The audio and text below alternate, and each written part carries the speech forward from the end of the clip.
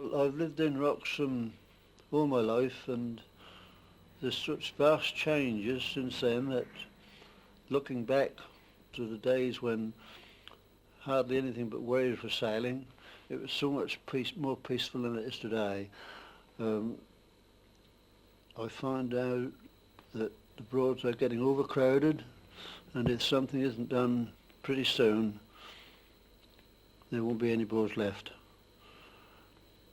I know holiday makers enjoy themselves down there, but I think they're overdoing it. And if we could only go back to the days when, in about the 1920s to 30s, I don't think anybody would realise how much it has changed.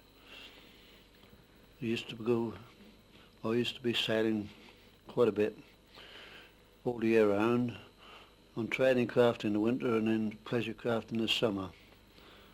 And the people seemed different, the life was different. There weren't so many motor cruisers chasing around, it was practically all sailing, and those were really wonderful days. And although I had to work very hard, the living was very poor, I still think if I had my chance over again, I wouldn't want it altered.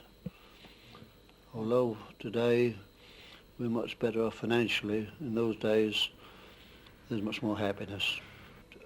I remember they say the good old days, but they weren't good old days really, I suppose, but I enjoyed it. But I remember in 1928, when I was first married, I'd been married a couple of years, I was all alone on a wherry, counting sugar beet, up to Horsey Staithe and Red Mill Dyke on Barton Broad, and Catfield Dyke, and Dillham, just below Dillham Lock, just through Tonnage Bridge.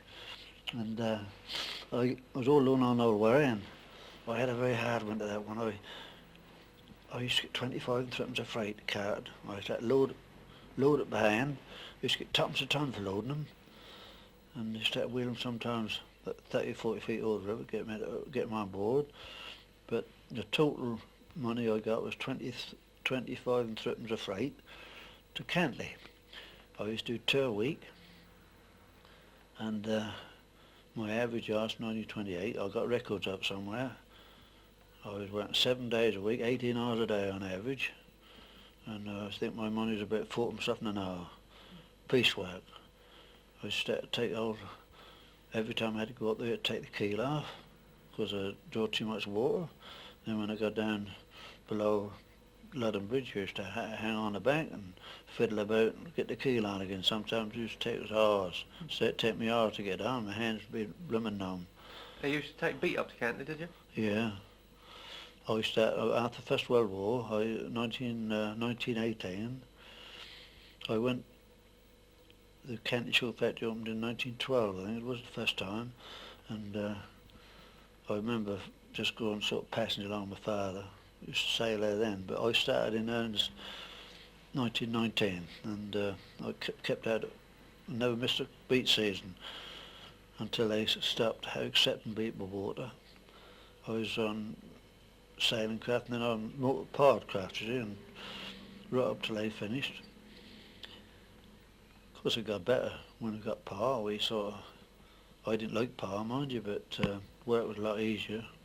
And the hardest work we had then, of course, was loading them. But I mean, once we got loaded, we were finished. We sort of could give each other a spell going along. But when that was sailing, that was proper hard work. There's no doubt about it. Of course, when they were talking about sailing the worries, I mean, there was something about different to everything else. I mean, I always used to like to compare it with the old Thames barges. I used to often wonder how they got their gear up, because old wherry sailings weren't easy to get up. But of course, they were very, very speedy. Although it's hard work, it's still the fastest sail to get up on the Broads, and they haven't got one to compete with today. You can set a wherry sail sooner than you get anything, and you can lower it quicker than any other sail. I've been myself sailing in fact I've done it to both ITV and BBC, and I've got within 20 yards of Wroxham Bridge with full sail and sailing towards it, and I had it down without hanging on, shot under the bridge without touching anything. It's Oh. very, very quick that way, but that's really hard work getting up. But you put your back to it, you can do it. When we went up the Yare, it was much so easier sailing up. We had more room, and the only time you had to worry was when you had to go through a bridge. But they were nearly all, well, they were all railway bridges, and they used to put them off. And when you used to approach them, if that was convenient for them to put it off, they'd always pull a flag down. They had a red flag up when you couldn't go through. And when they would see the old boy go out there and pull the flag down, you knew you were all right. You keep it going. You could rely on him to open the bridge for you. So we didn't get the trouble up the Yare you do up these little rivers. Once you could sail up Yarmouth, that's what we got in Norwich.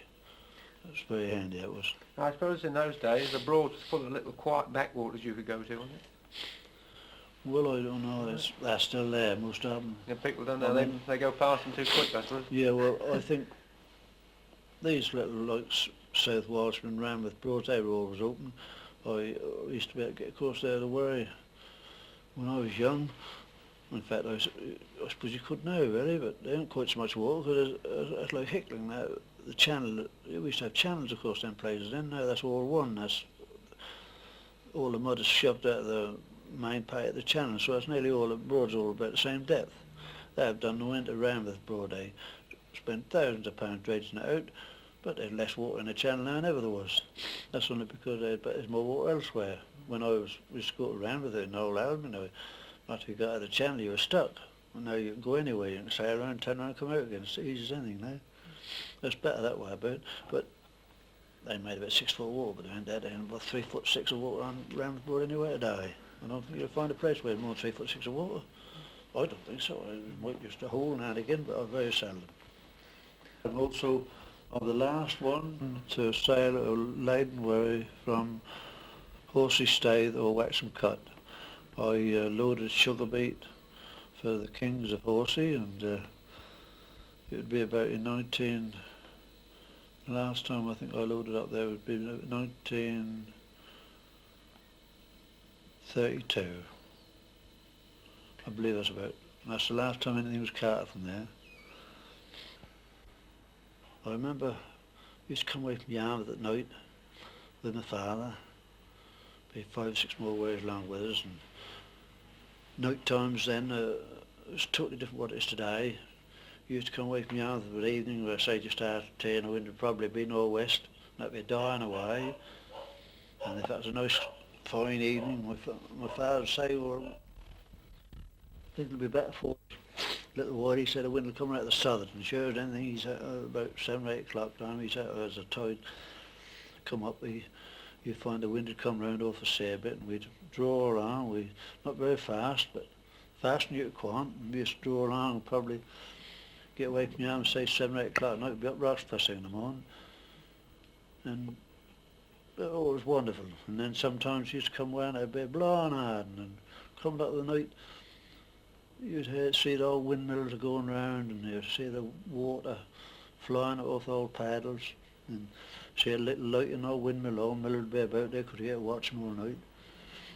And I used to be grunting and a groaning, and it was a wonderful sound, but you don't get that today, of course they're all done away with.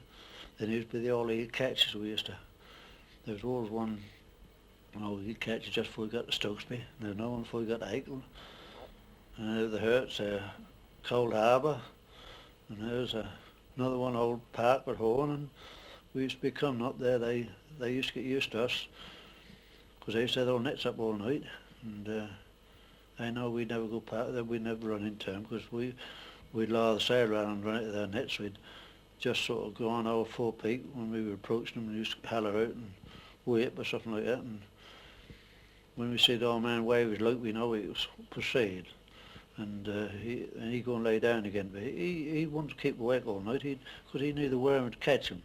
But today, of course, the same thing applied, where he'd have been watching his net all night. In fact, I don't know how he'd be able to get him down at all, because there's always someone prowling around at night now.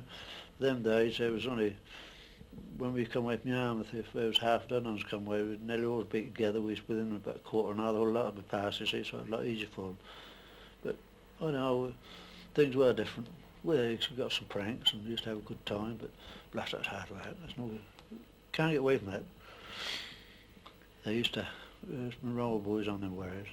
I remember when there was about 50 sailing, and there's some funny characters.